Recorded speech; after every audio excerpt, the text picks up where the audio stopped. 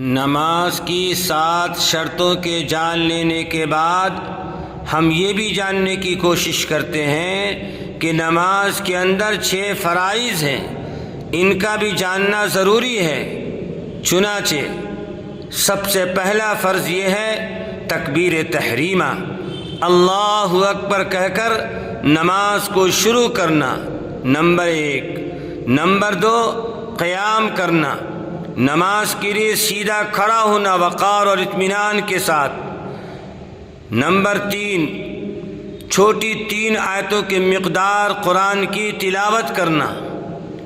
Number 4, रुकू करना। Number 5, दोनों सजदे करना। नंबर 6, तशहुद के मिक़दार क़ायदा अखीरा में बैठना। इन 6 फ़र्ज़ों में से एक भी फ़ौत हो गया तो नमाज को दोहराना पड़ेगा।